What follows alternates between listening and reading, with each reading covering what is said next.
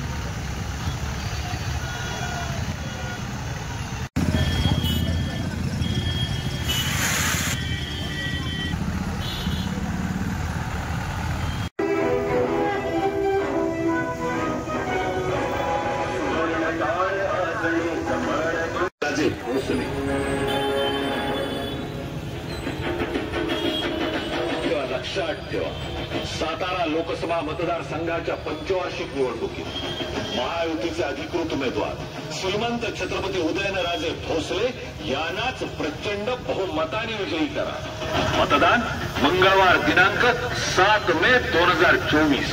वेळ सकाळी 7 ते सायंकाळी 5:30 पर्यंत. लक्षात ठेवा, श्रीमंत छत्रपती उदयनराजे भोसले.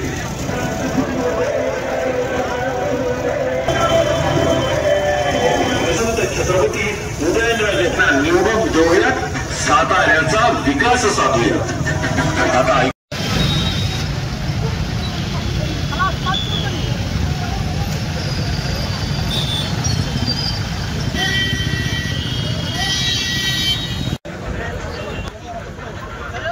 एक मिनिट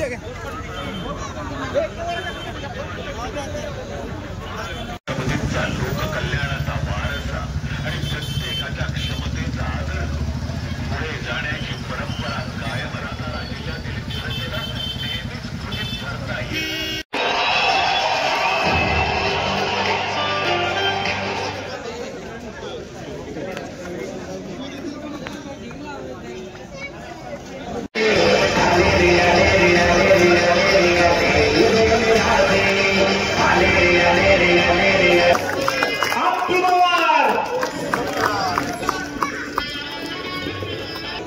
जय श्रीराम, जय जय श्रीराम.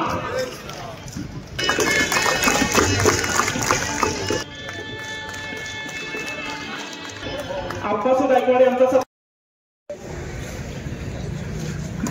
या पुस्तकाची प्रस्तावना भारतीय जनता पार्टीचे प्रदेशाध्यक्ष माननीय चंद्रशेखरजी बावनकुळे यांनी लिहिलेली आहे. तुमच्या विरोधात उभा राहूया, कारण 1994 जे त्यांनी काढलाय आणि मराठा समाजाचं त्यांनी जे वाटोळ केलंय. आजही आमचा मराठा समाज अजून मोर्चे काढतोय, आंदोलन करतोय. त्यांना मराठ्यांना आरक्षण अजून मिळालं नाही, ते आपल्या सरकारमुळे यावेळी मिळालं. जे आज मराठा समाजाला जे कुणबीचे दाखले यावेळी मिळत आहेत, ते आदरणीय एकनाथ शिंदे साहेब, फडणवीस साहेब आणि आदरणीय अजितदादा यांच्या प्रयत्नामुळे हे शक्य झालं. आणि मध्यंतरी आपल्या पालीमध्ये विरोधकांची एक सभा झाली आणि काय ते टीका केली जाते, टीका केली पण पाहिजे. पण त्या पालीच्या सभेमध्ये एक इतक्या खालच्या पत्तीवर जाऊन एखादी टीका केली. बाळासाहेब खरं बघायला गेलं ते आम्हाला सहन झालं नाही. जरी एक काय असते की 2-3 वर्षापूर्वी तिथं मेधा हॉस्पिटलच्या आपल्या शंभूतीर्थ चौकात आधी ग्राउंड मोकळा असायचं, तमाशातले सगळे पाले त्या ठिकाणी लागायचे. मग गावातली जत्रा असली की आम्ही तमाशा ठरवायला तिथं जायचो. आणि एकदा 2-3 वर्षापूर्वी एक तमाशा ठरवत असताना एक माणूस त्या ठिकाणी आला आणि तमाशाचा एक फडाचा मालक होता. त्याला म्हणू लागला की मला तमाशात काम करायचे, माझी लय इच्छा आहे, मला तुम्ही तमाशात घ्या. तर तो म्हणला आता तो ढोलकी वाजवती तो बुक आहे, ते पियानो वाजवती तो बुक आहे, सगळं जेवण करण्यापासून नाचणाऱ्या ज्या स्त्री असतात सगळ्या बुक आहे. मग तुला काम कुठलं द्यायचं? तो म्हणला काम मला कुठलं पण द्या, पण मला तमाशात यायचं आहे. मग तो म्हणला तमाशात एकच काम आहे. ते म्हणला कुठलं काम आहे? ते म्हणला नाच्याचं काम शिल्लक आहे, करशील का? ते म्हणला करतो. तसं करार उत्तर मधून एक आमच्यातला इलेक्शन लागलं, निवडणूक लागली की एक नाच्या तिथं ह्या फळामध्ये काम करायला येतो आणि काय जी मनाला येईल ती बडबडत असतात. मागच्या वेळी कारखान्याची निवडणूक पण झाली, त्याने टीका केली बाबांच्यावर. आमचे नेते, आमचे दैवत आदरणीय सुरेश बाबांच्यावरती पण टीका केली.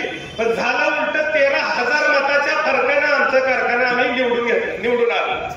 आज तुम्हाला खरं सांगायला गेलं, माझं गाव वडगाव आहे. वडगावात एक लक्ष्मीचं देऊळ आहे आणि कोणाला बसेला तर रेडा होत नसलं तर ते त्या लक्ष्मीला जाऊन आम्ही नवस बोलतो की रेडा झालं तर पहिलं काय असेल ती रेडा सोडेल तुला.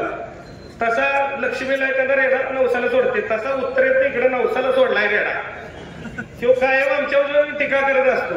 फक्त सांगणं एवढंच आहे, तुम्ही आणि तुमच्या नेत्यानं सांगणं एवढंच आहे, कोरोना काळामध्ये सगळा इकडे देश मरत होता, सगळा अख्खा आपला देश इकडे जळत होता. पण आज जर कराड तालुक्याला सातारा जिल्ह्याला असेल, कोल्हापूर जिल्ह्याला असेल, तिकडे रत्नागिरी जिल्हा असेल, सांगली जिल्हा असेल, त्याच सांगली जिल्ह्यामध्ये कराड सगळीकडे ह्या कोरोनाचे पेशंट होते, कोरोनाचे रुग्ण होते. लोकांना वाचवण्याचं काम हे कृष्णा चॅरिटेबल ट्रस्ट आमच्या दैवत सुरेश बाबा यांनी केलं. आमचं चांगलं त्याला एवढंच आहे की तुम्ही एखादी ओपीडी करा. एवढ्या मोठ्या आम्ही 2-2 कारखाने आमचे नेते सांभाळत आहेत. लोकांना, युवकांना तिथं रोजगार मिळतोय, शेतकऱ्यांच्या ऊसाची बिलं चांगल्या पद्धतीने मिळत आहेत. बरं नाही झालं तर तुम्ही एखादा गुराळ करा, एखादी खाडसरी करा. आपली लायकी केवढी, बोलतोय किती, काही समजत नाही. आणि महाराज साहेब, शिंदे साहेब आपल्या विरोधात आहेत. आदरणीय शिंदे साहेब आमदार आहेत, माजी मंत्री आहेत. सन्मानाने मी बोलतो, मला ते आमदार आहेत, माझी एवढी पात्रता नाही. पण आज महाराज साहेब एक सांगावंच, एक अभिमानानं सांगावंच वाटतं.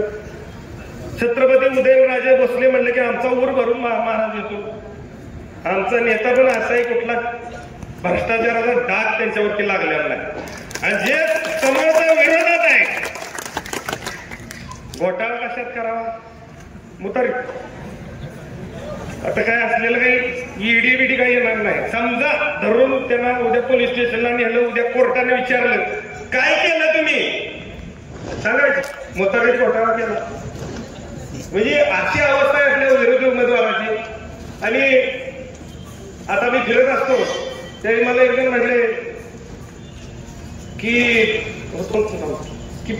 एका विरोधी आमच्या ह्याच्यातले म्हणले की तुम्ही निवडणूक आली की वगैरे काय आलं की तुम्ही मोदी साहेबांच्यावर पिक्चर काढता, सगळं काढता, हे बरोबर दिसत नाही. मग मी त्यांना सांगितलं एवढंच, मग तुम्ही एक काम करा, राहुल गांधींच्यावर पिक्चर काढा, म्हणजे त्याचा फायदा बी आम्हालाच होईल. म्हणून या ठिकाणी आपल्याला फार वेळ कमी आहे. आता चिठ्ठी दिल्या, मला बोलायचं भरपूर होतं, लिस्ट मोठी होती, तरी पण आता या ठिकाणी मी थांबतो. आणि लोकसभेमध्ये येणाऱ्या निवडणुकीत 7 मेला नरेंद्र मोदी साहेबांचे हात बळकट करण्यासाठी या ठिकाणी आपण श्रीमंत छत्रपती उदयनराजे भोसले यांना बहुमताने निवडून देऊया, एवढंच मी तुम्हाला सर्वांना आवाहन करतो. आणि नगरसेवक पदापासून आमदार, मंत्री आणि नंतर खासदार अशा विविध पदांना न्याय देण्याचं काम छत्रपती श्रीमंत उदयन महाराजांनी आपल्या कारकिर्दीमध्ये केले. या मतदारसंघात देखील काम करत असताना सगळ्यांना समान न्याय देण्याच्या बाबतीमधली भूमिका ही छत्रपती श्रीमंत उदयन महाराजांनी मागच्या कालावधीमध्ये घेतली. आणि काम करत असताना त्यांचा एक स्वभाव आहे की खऱ्याला खरं म्हणायचं, आणि एखादी गोष्ट चुकीची असेल तर ती गोष्ट चुकीची म्हणायला महाराज साहेब कधीही पुढं मागं पाहत नाही. आणि त्यामुळे आपण सगळ्यांनी मागं अनुभवलेलं आहे की महाराज साहेबांना आपण निवडून दिल्यानंतर देखील मार्ग योग्य नाही असं ज्या वेळेला महाराज साहेबांना वाटलं, ज्या वेळेला त्या पक्षाची देहधोरणं त्यांना पटली नाही, देशाच्या विकासासाठी काय गरजेचं आहे याचा विचार करून छत्रपती श्रीमंत उदयन महाराजांनी निवडून गेल्यानंतर 3 महिन्यामध्ये आपल्या पदाचा राजीनामा दिला. सत्तेचा पदाचा मोह त्यांनी केला नाही आणि छत्रपती श्रीमंत उदयन महाराज हे आदरणीय मोदीजींच्या पाठीशी उभं राहण्याच्या बाबतीमधली भूमिका घेऊन तुमच्या समोर आलं. आता सातत्यानं केंद्र सरकारच्या माध्यमातून विविध विकास कामं ते ह्या भागासाठी करायचा प्रयत्न करत आहेत. आज या जिल्ह्यामध्ये तब्बल 9,900 कोटी रुपयाची कामं ही छत्रपती उदयन महाराजांच्या माध्यमातून आलेली आपल्याला दिसतात. मग ती नॅशनल हायवेची कामं असतील किंवा स्टेट हायवेची कामं असतील, केंद्र सरकारच्या माध्यमातून पाणी पुरवठा योजनांना मोठ्या प्रमाणावर निधी देण्याचं काम असेल, किंवा राज्य सरकार आणि केंद्र सरकारच्या संयुक्त विद्यमानं जी कामं होणं गरजेचं आहे ती कामं करण्याच्या बाबतीमधलं काम त्यांचं असेल. केंद्रामध्ये त्यांचा उत्तम संपर्क हा देशामधल्या सगळ्या नेत्यांशी, आदरणीय गडकरी साहेबांच्या माध्यमातून देखील ओव्हरब्रिजची जी कामं आहेत ती मोठ्या प्रमाणावर करण्याचा प्रयत्न आदरणीय छत्रपती उदयन महाराजांनी केला. कराड शहरामध्ये 14 लेनिंग रस्ता आता होताना आपण प्रत्यक्ष पाहतोय आणि त्या 14 लेनिंग रस्त्याला सुद्धा अतिरिक्त निधी मंजूर करून देण्याच्या बाबतीमधला प्रयत्न हा छत्रपती श्रीमंत उदयन महाराजांनी केला. उमरतच्या पुलाचे प्रश्न असतील किंवा आपल्या मलकापूरमध्ये जाणाऱ्या फ्लायओव्हरचे प्रश्न असतील ते सगळे छत्रपती श्रीमंत उदयन महाराजांनी सोडवले. वेळ प्रसंगी आपल्या मधले जे शिष्टमंडळ आहे ते गडकरी साहेबांपर्यंत पोहोचवण्याचं काम देखील छत्रपती उदयन महाराजांनी केलं. आणि आज सातारा शहरामध्ये मोठ्या प्रमाणावर ग्रेड सेपरेटरचं काम असेल, शहरातल्या रस्त्यांचं काम असेल, पाणी पुरवठा योजनेचं काम असेल, सगळी कामं ही छत्रपती उदयन महाराजांच्या प्रयत्नामधनं झालेली आपल्याला दिसतात. सातारा शहराच्या पाण्याच्या प्रश्नाच्या बाबतीत देखील त्यांनी खूप मोठं काम मागच्या कालावधीमध्ये राज्य सरकारच्या माध्यमातून केलं. आणि त्यामुळं आपल्याला एक असा नेता निवडून देणं गरजेचं आहे ज्यांचा आदरणीय मोदीजी ऐकतात, ज्यांच्या माध्यमातून केंद्र सरकारचा निधी मोठ्या प्रमाणावर आपल्याला येऊ शकतो, राज्य सरकारचा निधी आपल्याला मोठ्या प्रमाणावर येऊ शकतो. आणि आपल्याला सगळ्यांना एका गोष्टीचा अभिमान वाटला पाहिजे की मागच्या 10 वर्षापासून आपण मोदीजींची सभा घेण्यासाठीचा प्रयत्न करतो. 2014 पासून आपला प्रयत्न चालू आहे की एकदा मोदीजींची सभा व्हावी, पण फक्त आणि फक्त छत्रपती श्रीमंत उदयन महाराजांच्या प्रचाराच्या निमित्तानं कराडकरांना विनंती करण्यासाठी, त्यांचा प्रचार करण्यासाठी आज मोदीजी आपल्याकडे आले आणि त्यांनी विनंती केली की प्रत्येकाने घरोघरी जावा, प्रचार करा, माझा निरोप प्रत्येक घरापर्यंत द्या आणि आपले उमेदवार आदरणीय छत्रपती उदयन महाराजांना मोठ्या मताधिक्यानं निवडून. आपण नाका दाखवून दिलं की कमळाला मतदान करण्याच्या बाबतीमधली आपली भूमिका कराडच्या योजना शहरांसाठी केलेल्या. आज तुम्ही देशामधलं कुठलंही शहर पाहिलं तर मोठ्या शहरांचा एक आराखडा तयार करण्याचं काम केंद्र सरकारने केलं. अनेक वर्षापासून मुंबई शहराला मेट्रो देण्याच्या बाबतीमधले स्वप्न अनेक सरकार दाखवत होते, पण आज केंद्र सरकारने मुंबई सारख्या शहराला मेट्रोचं जाळं उभं करून देण्याचं काम केलं. मागच्या कालावधीमध्ये आदरणीय मोदीजींनी घोषणा केली की मुंबईला अहमदाबादला जोडण्याची एक मोठी बुलेट ट्रेन ही देखील आपण जपान गव्हर्नमेंटच्या सहकार्याने करू आणि जपान सरकारच्या सहकार्याने एक बुलेट ट्रेन ही देखील मोदीजींच्या माध्यमातून तयार होताना आपण आपल्या डोळ्यांनी पाहतो. आज पुणे मेट्रो असेल, नागपूर मेट्रो असेल, मुंबई सारख्या शहरामध्ये इथेनॉलवर चालणाऱ्या बसेस असतील, नागपूर सारख्या शहरामध्ये इथेनॉलवर चालणाऱ्या बसेस असतील, अशा प्रकारचे दूरदृष्टिकोन ठेवून एक चांगला या भागाचा विकास करण्यासाठी, शहरांचा विशेषतः विकास करण्यासाठीचा प्रयत्न हा केंद्र सरकारच्या माध्यमातून होताना आपल्याला दिसतो. अटल मिशनच्या माध्यमातून अनेक विविध कामं ही मोठ्या शहरांमध्ये होताना आपल्याला दिसतात. आपल्या कराड शहरामध्ये देखील आपण मागच्या कालावधीमध्ये आदरणीय देवेंद्रजी फडणवीस साहेबांना विनंती केली की या शहरामध्ये स्वर्गीय चव्हाण साहेबांच्या काळामध्ये स्टेडियमची उभारणी झाली होती आणि तेव्हापासून आतापर्यंत स्टेडियमच्या डागडुजीसाठी देखील योग्य तो निधी उपलब्ध झाला नाही. आणि देवेंद्रजींनी कृषी प्रदर्शनाच्या त्यांच्या भाषणामध्ये घोषणा केली. त्यांनी सांगितलं की अतुलराव तुम्ही मागणी केली आणि छत्रपती उदयन महाराजांनी देखील त्या मागणीला पूर्ण ताकद दिली आणि त्यामुळं मी छत्रपती उदयन महाराजांच्या मागणीवरून कराडच्या छत्रपती शिवाजी महाराज स्टेडियमला भरघोष निधी येणाऱ्या काळामध्ये उपलब्ध करून दिला. अशा प्रकारची घोषणा ही देखील उदयन महाराजांच्या मागणीवरनं आदरणीय देवेंद्रजींनी केली. माझी खात्री आहे की आचारसंहिता संपल्यानंतर बजेट सेशनमध्ये निश्चित राज्य सरकारच्या माध्यमातून आपल्या स्टेडियमला न्याय देण्याचं काम देवेंद्रजी फडणवीस साहेबांच्या माध्यमातून झाल्याशिवाय राहणार. या मतदारसंघाला मोठ्या प्रमाणावर विकास निधी भारतीय जनता पार्टीने उपलब्ध करून दिलेला.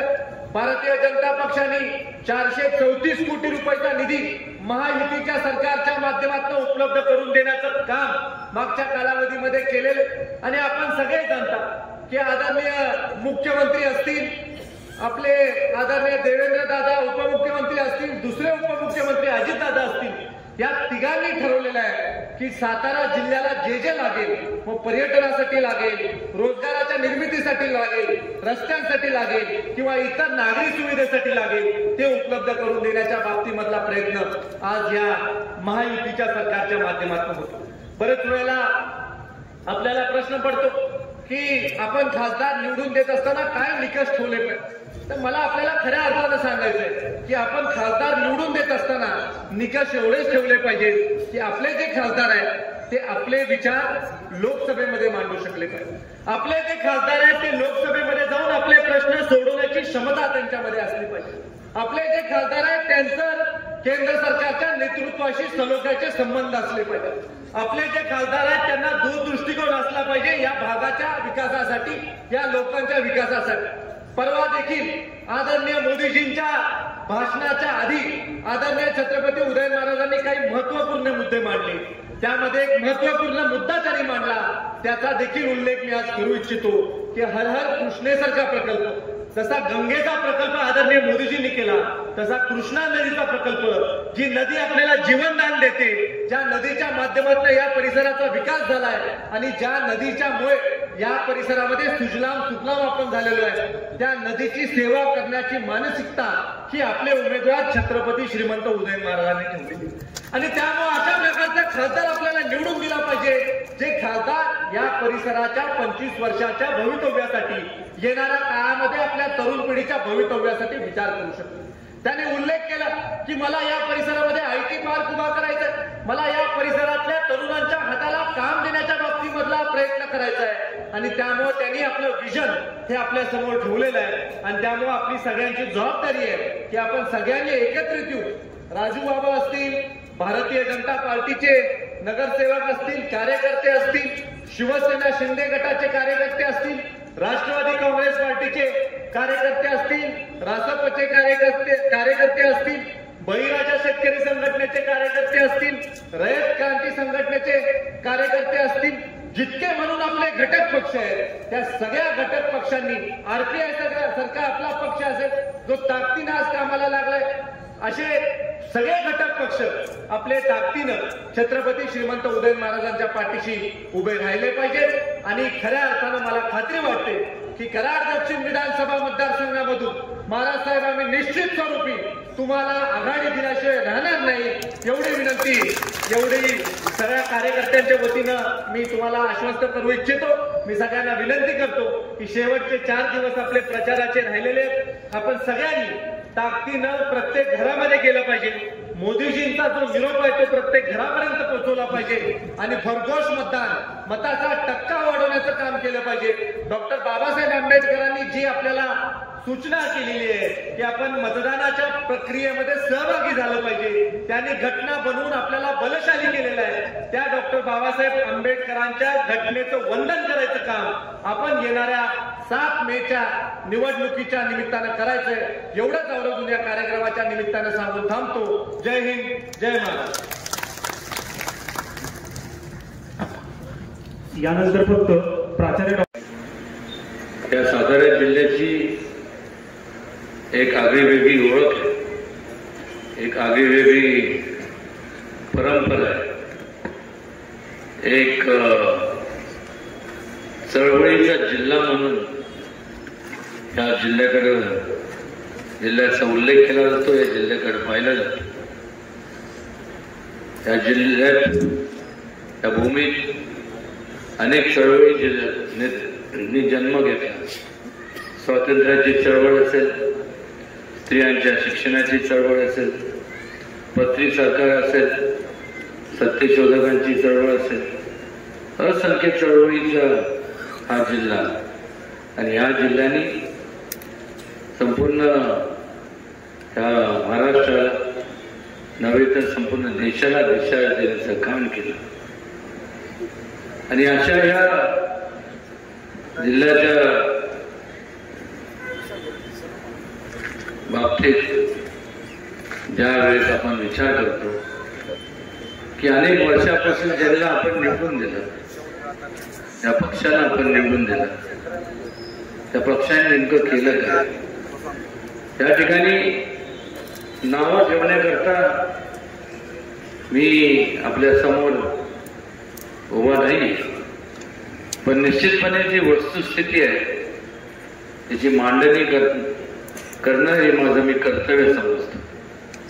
जवळपास 50-55 वर्ष तुम्ही आम्ही सगळ्यांनी काँग्रेस आणि मित्रपक्षांना निवडून दिलं, पण मात्र या 55 वर्षाचा कालावधी जर पाहिला तर नेमकं काय घडलं आणि घडण्याचं कारण काय यावर सुद्धा प्रकाश आपल्याला टाकावा लागला.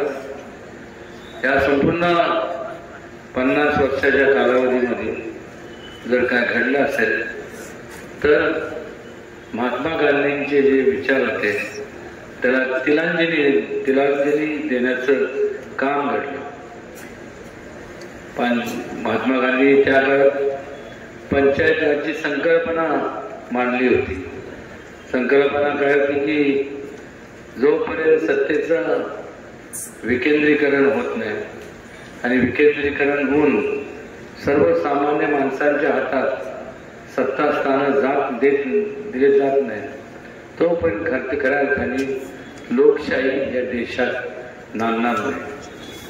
आणि या 50-55 वर्षाच्या कालावधीत आपण जरा वळून पाहू की नेमकं या उलट सगळं झालं. सत्तेचं विकेंद्रीकरण तर लांब राहिलं, पण मात्र मोठ्या प्रमाणावर सत्तेचं केंद्रीकरण झालं. आणि जेव्हा केंद्रीकरण होतं त्यावेळेस संपूर्ण अधिकार एका विशिष्ट लोकांकडे असतात आणि मग लोकांना सोयीप्रमाणे त्यांचा लोकांचा समाजाचा लोकशाहीतले तुमच्यासारख्या राजांचा स्वतःच्या सोयीसाठी सोय करतात, स्वतःच्या स्वार्थाकरता स्वतःच्या संपूर्ण त्यांचा वापर केला जातो, त्यांना वापरलं जातं. हेच नेमकं घडत आलं. 1, 2, 3 असं बघता बघता अनेक वर्ष पार पडले. लोकांमध्ये त्या काळात अनेक घोषणा दिल्या गेल्या, जसं मगाशी दिलीपराव कांबळेंनी सांगितलं, गरिबी हटाओ, देश बचाओ, जय जवान जय किसान, या घोषणाच लावून गेल्या. आणि त्यामुळे लोकांनी ज्या अपेक्षाने ज्या काँग्रेसला त्यांच्या मित्रपक्षांना निवडून दिलं तर त्यांच्या मोठ्या प्रमाणावर असंतोष निर्माण झाला. त्याचं रूपांतर एका चळवळीत झालं. एक चळवळ जी निर्माण झाली ही का झाली, त्याला कोणी खतपाणी घातलं नव्हतं, पण लोकांना त्यांच्या मूलभूत ज्या गरजा होत्या तेवढ्या सुद्धा त्यांना मिळत नव्हत्या किंवा त्यांच्यापासून त्यांना वंचित ठेवण्यात आलं. आणि त्यामुळं मोठा उठाव या देशभरात झाला. आणि संविधाना बाबतीत जे बोलतात की संविधान आम्ही म्हणजे भारतीय जनता पक्ष आणि युती शासन महायुतीचं सरकार हे बदललं. खरं तर संपूर्ण त्या काळात एमर्जन्सी लागू करून त्या काळात काँग्रेसच्या ज्येष्ठ नेत्या पंतप्रधान इंदिरा गांधींनी त्या संपूर्ण कॉन्स्टिट्यूशन म्हणा ती संविधान याचा संपूर्ण खात्मा करून टाकला. जो कोण स्वतः ज्याच्यावर अन्याय होतो तो निश्चितपणे आवाज उठवतो. कारण ज्या वेळेस आपण आपल्या लोकप्रतिनिधींना निवडून देतो तेव्हा त्या लोकप्रतिनिधींकडनं तुमच्या लोकांच्या अपेक्षा असतात आणि नेमकं त्याकडे दुर्लक्ष केलं गेलं एवढे वर्ष. आणि त्यामुळं ज्यांनी होणारा अन्याय त्यांनी त्याच्या विरोधात आवाज उठवल्यानंतर त्यांना जेलमध्ये पाठवण्यात आलं. संपूर्ण दामटून ठेवण्याचं काम केलं. ही वस्तुस्थिती आहे. काय निवडणूक आहे म्हणून मी बोलत नाही. हे सांगण्याचं कारण एवढंच होतं की एका काळी जो संपूर्ण देशावरती राज्य करत होता म्हणजे स्वातंत्र्यानंतर जवळपास 50-55-60 वर्ष ज्या पक्षाने राज्य केलं आज त्या पक्षाची अवस्था म्हणजे दुर्दशा बघा. त्या काळात फक्त 2च भारतीय जनता पक्षाचे खासदार होते, अटल बिहारी वाजपेयीजी आणि लालकृष्ण अडवाणीजी. आणि मग लोकांनी ठरवलं, तुम्ही लोकशाहीतल्या राजाने निर्णय घेतला की आता बस, आपल्याला जर आपलं विकास घडवून आणायचा असेल, आपल्याला डेव्हलपमेंट आपल्याला करायचे असेल, आपल्या कुटुंबातल्या तरुणांना भविष्य काय पाहायचं असेल, तर ही संपूर्ण हे शासन नको, महाविकास आघाडीचं अजिबात शासन नको, आणि निर्णय घेण्यात आला. आणि त्यामुळं परिवर्तन झालं. आज संपूर्ण देशभरात, केंद्रात आणि राज्यांमध्ये या देशातला सगळ्यात मोठा पक्ष जर कुठला असेल तर भारतीय जनता पक्ष, आणि त्यांना साथ देणारे त्यांचे महायुतीतले संपूर्ण मित्र पक्ष. आणि मग केवळ ह्या देशात नाही तर जगभरात आज भारतीय जनता पक्ष सगळ्यात मोठी पक्ष म्हणून, पार्टी म्हणून आज भारतीय जनता पक्षाची ओळख निर्माण झाली. सांगण्याचं एवढंच कारण की जे 55 वर्षात जे घडलं नाही, फक्त घोषणा दिल्या गेल्या, घोषणा त्यांनी दिल्या, पण या 10 वर्षाच्या कालावधीमध्ये त्या घोषणाची दिलेल्या लोकांनी वचनपूर्ती केली नाही. पण त्याची वचनपूर्ती म्हणा, ते अंमलात किंवा ते पूर्ण जर कोणी केले असेल तर मला अभिमानाने सांगावंच वाटतं की भारतीय जनता पक्ष आणि महायुतीने या संपूर्ण त्या पूर्ण केल्या. गरिबांच्या बद्दल बोललं गेलं, पण कुठलीही उपाययोजना आखली गेली नाही.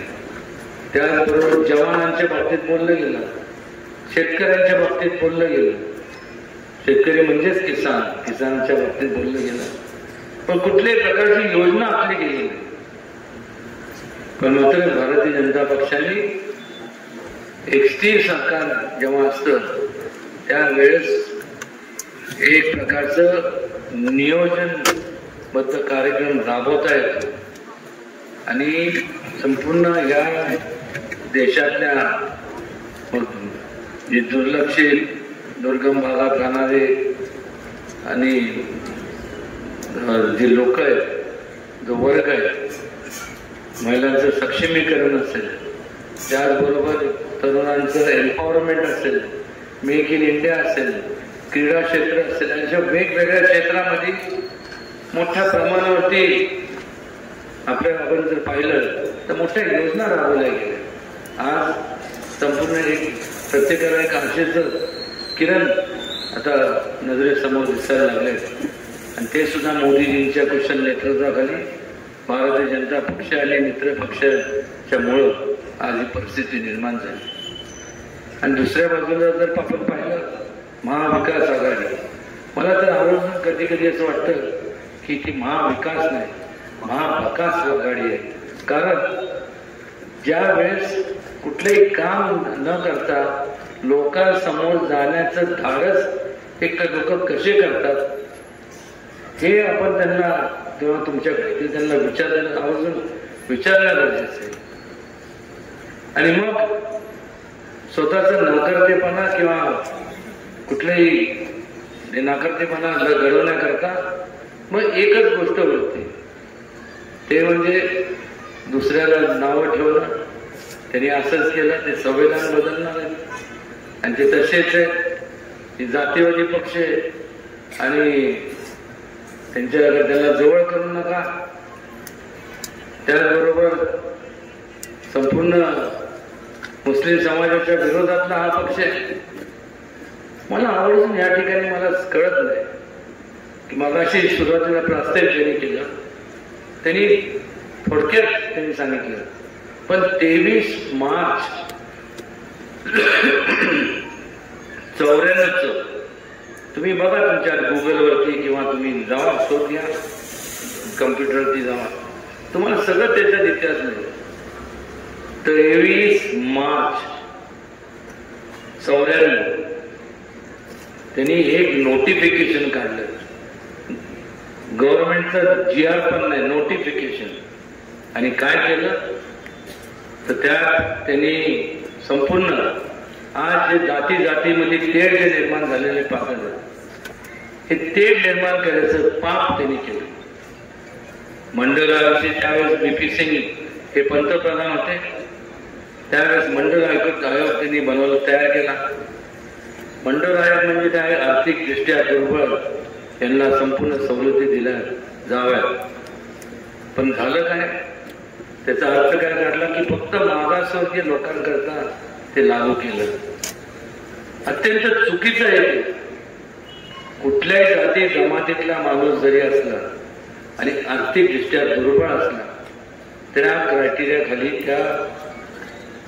त्या मुद्द्याखाली प्रत्येकाला ती सवलत शैक्षणिक असेल, चांगलं घरकुलची असेल, ती प्रत्येकाला मिळाली पाहिजे. त्या संपूर्ण देशातल्या प्रत्येक जे नागरिक आहे त्याला एक चांगलं जीवन जगण्याचा, तुम्हाला आम्हाला सगळ्यांना जीवन जगण्याचा अधिकार आहे. हेच तर विचार छत्रपती शिवाजी महाराजांनी त्या काळात दिले होते. समतेचा विचार दिला, सर्व धर्म समभावाचा विचार दिला. आणि ह्यांनी तर एवढं सगळं स्वतःच्या म्हणजे समाजाचा विचार न करता, एक ते राजे होते ज्यांनी लोकांचा कल्याणाचा विचार केला आणि त्या दिशेने वाटचाल केली.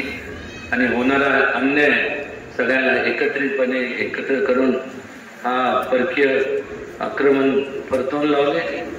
आणि लोकांचा सहभाग लोकशाही राज्यकारभारामध्ये व्हावा झाला पाहिजे, ही लोकशाहीची कल्पना त्यावेळेस महाराजांनी मांडली.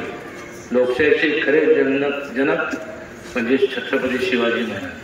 आणि ह्या बाजूला आपण जर पाहिलं तर काय पाहिलं जायचं की त्या देशाला एवढा विस्कळीतपणा आणून ठेवला, जाती जातीमध्ये तेढ निर्माण केली, दरार निर्माण झाली, माणसात माणूस ठेवला नाही. शिवाजी महाराजांनी समाजाचा विचार केला, समाजाच्या एकतेचा विचार केला. आणि ह्यांनी समाजाचा विचार केला नाही, ह्यांनी स्वतःचा वैयक्तिक स्वार्थ, मी स्वतःचा वैयक्तिक विचार केला की ह्यांना ह्यांच्या पलीकडे दिसत नाही. आणि तो विचार केल्यामुळं समाजाचे तुकडे झाले तरी चालतील, पण मला माझा स्वार्थ साधला गेला पाहिजे. एवढा कमकुवत, एवढा निष्क्रिय, एवढा म्हणजे गलिच्छ विचार यांनी सर्व केला. आणि आज हा विचार करत असताना यशवंत विचारांचं तुम्ही सांगता की आम्ही पायिक आहोत, कुठल्या हिशोबाने आपण असं विचार करणारे यशवंत विचारांचे पायिक होऊच शकत नाही. यशवंत विचार म्हणजे लोक कल्याणाचे विचार. त्यातून ह्या संपूर्ण सातारा लोकसभा मतदारसंघात 16,80,000 एवढे लोक असताना, म्हणजे संपूर्ण 6 मतदारसंघात, मग वाई असेल, सातारा असेल, कोरेगाव असेल, उत्तर कराड, दक्षिण कराड आणि पाटण, या संपूर्ण ह्याच्यात 16,80,000 मतदान आहे. आणि ह्या संपूर्ण 16,80,000 म्हणजे त्याला आपण भिंग म्हणतो ना, मॅग्निफाईंग ग्लासला भिंग म्हणतो ना. म्हणजे त्यांच्या मनात यशवंत विचार होते, त्यांनी ते मॅग्निफाईंग ग्लास घेतला, प्रत्येक तालुक्यात गेले, बारकाईने बघितलं, इकडं गेले, तिकडे गेले, ही जिल्हा परिषद, पंचायत समिती, सगळ्या गण गटात गेले, नगरपालिकेच्या याच्यात गेले. आणि मग त्यांना असा एक व्यक्ती मिळाला की त्याला उमेदवारी दिली. आणि ज्याला उमेदवारी दिली त्यांनी आज ज्याला दिली त्याचे आज संपूर्ण शिष्टाचार तर लांब राहिला, संपूर्ण भ्रष्टाचाराचा संपूर्ण सगळं इतिहास असणाऱ्या व्यक्तीला दिला. म्हणजे ह्या 16,80,000 लोकांमधनं एकही चारित्र्य संपन्न माणूस किंवा उमेदवार त्यांना मिळाला नाही का? म्हणजे असंच म्हणावं लागेल की त्यांच्या अवतीभोवती सगळे घोटाळेखोर आहे, असंच त्याचा अर्थ होतो. कारण की शोधत असताना तर त्यांना असा उमेदवार मिळाला. फार बोलण्यापेक्षा मला एकच आपल्याला सांगायचं वाटतं की मागच्या जन्मी माझ्याकडनं थोडंसं किंचित जास्त पुण्याचं काम घडलं असावं, म्हणून एवढ्या मोठ्या घराण्यात जन्माला माझा योग आला. हे योगायोगाच्या गोष्टी आहेत. माझ्या ठिकाणी तुम्ही असता, कोणी पण असू शकता, आणि मग तुम्ही असता तर नीट ऐका मी काय म्हणतोय ते. तुम्ही असता तर मी सुद्धा तुमच्याकडनं जे कोण असते, मी सुद्धा त्या व्यक्तीकडनं आपण सगळ्यांनी अपेक्षा त्याच केल्या असतात ज्या तुम्ही माझ्याकडनं करताय, की ह्या घराण्याचा मी वारसा सांगतो, त्याचा वसा पुढं घेऊन जात असताना छत्रपती शिवाजी महाराजांचे विचार याचं पालन करणं मी माझं कर्तव्य समजतो. आणि लोकांकडून गेले 30-32-35 वर्ष सर्वसामान्य माणसांना, लोकांना कुठल्याही जाती धर्म मी इथं मानत नाही. मनुष्य हीच जात आहे असं मी मानतो. आणि त्यामुळं की ते मानून कधी या याच्यात मी राजकारणात जरी असलो तरी राजकारण कधी केलं नाही. केलं तर लोकहिताचं, लोकांच्या उपयोगी, त्यांच्या कुटुंबाचं जीवनमान कसं उंचवलं जाईल, त्यांना सुखसोयी कशा मिळतील याचं समाजकारण केलेलं, एवढंच या ठिकाणी मला आवर्जून नमूद करायचं.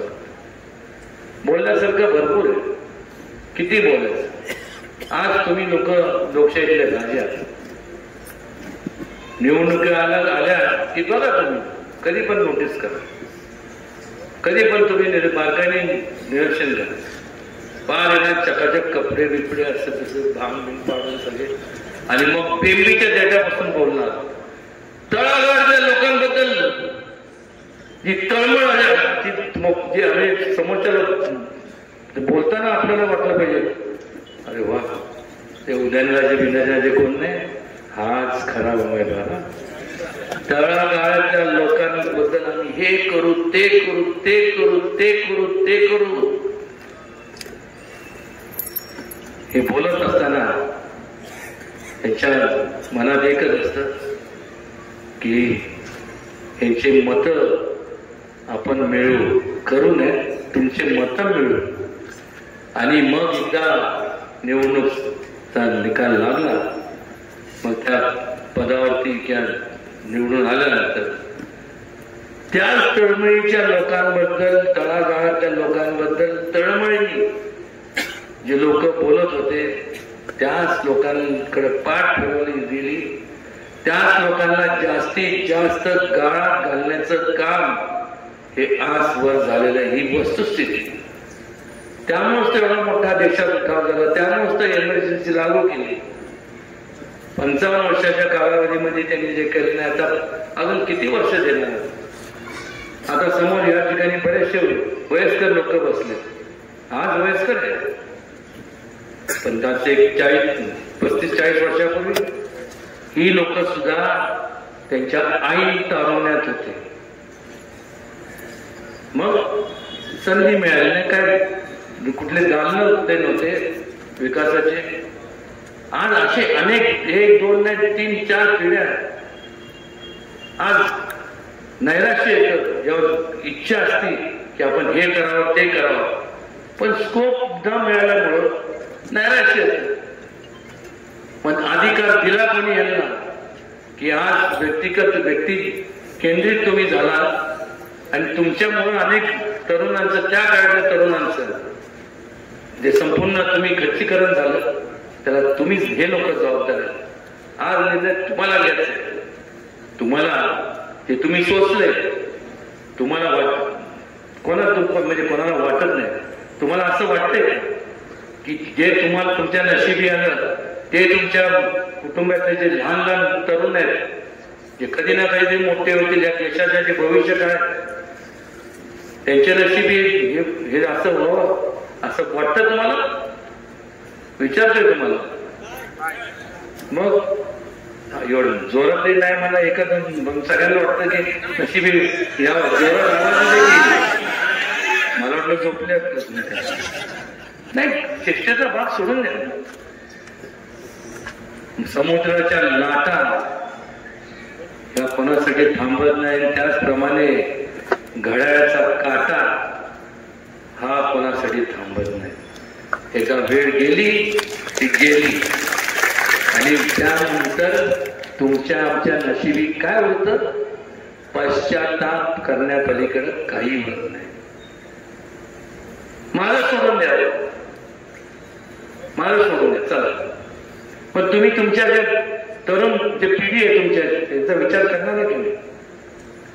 आज या संपूर्ण भारतीय जनता पक्ष आणि त्यांच्या महायुतीच्या माध्यमातून इन्फ्रास्ट्रक्चर याच्यात जेवढं स्कोप आहे, इतर मोठमोठ्या पदावरती आज तुमचे तरुण मुलं मुली त्या पदावर जाऊ शकतात, एक मोठं इंडस्ट्री चालू करू शकतात.